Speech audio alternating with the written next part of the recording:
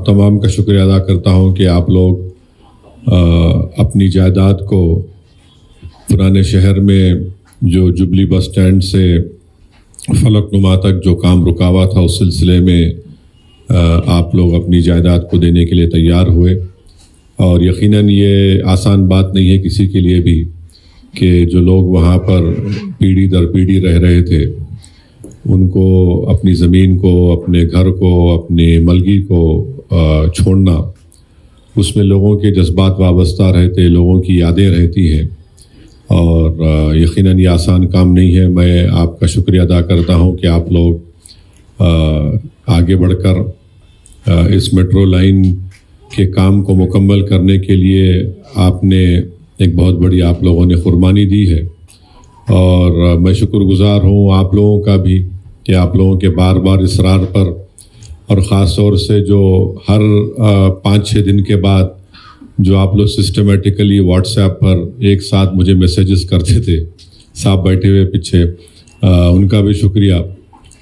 تو یہ یقیناً یہ آپ کا حق ہے کہ آپ اپنے نمائندوں کو اپنی تکلیف اور اپنی تکلیف کو بتائیں. اور میں شکر گزار ہوں تلنگانہ کے چیف منسٹر جناب ریونت ریڈی صاحب کا کہ انہوں نے ہماری اس تجویز کو منظور کیا کہ اس کو لینڈ ریٹ کو بڑھا کر پر اسکوائر یارڈ 51,000 روپے اس کو کیا. اور میں ایک بات بتانا آخر میں ضروری سمجھتا ہوں کہ ہمارے ہم سے جو لوگ زیادہ ہم سے محبت کرتے ہیں، سیاسی طور پر جو محبت کرتے ہیں، تو ان کا ہمیشہ بولنا یہ تھا کہ مجلس نہیں کرنا چاہ رہی.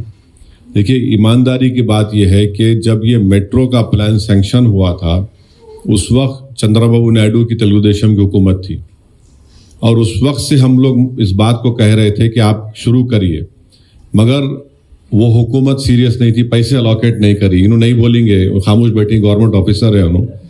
پھر چندرا بابو نائیڈو چلے گئے، راجشیکھر ریڈی کی حکومت آئی، انہوں کام شروع کیے.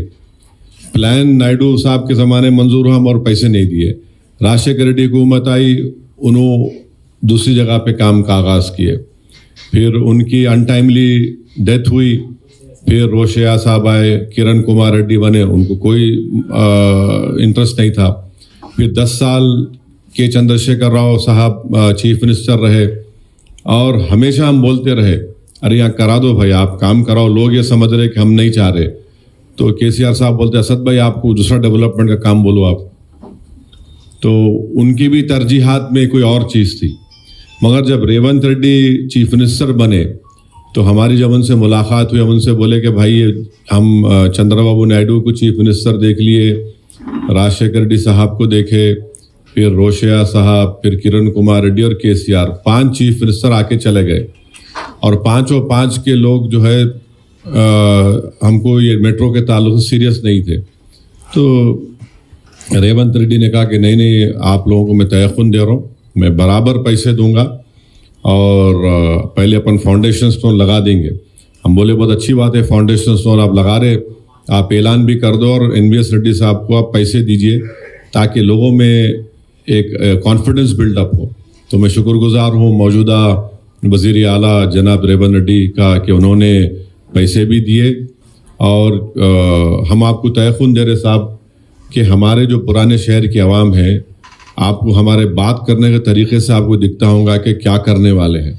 مگر یہاں کی عوام چاہے ہندو و مسلمان ہو، آپ کو پورے شہر میں اتنی نرمی نہیں ملیں گی آپ کو، اور آپ دیکھیں گے کہ اتنا آسانی سے آپ کا کام ہو جائے گا انشاءاللہ. مگر یہی ہے کہ آپ جو پیسے کا وعدہ کریں اس کو آپ دے دو، اور جو پبلک کو آپ کانفیڈنس میں لیجئے.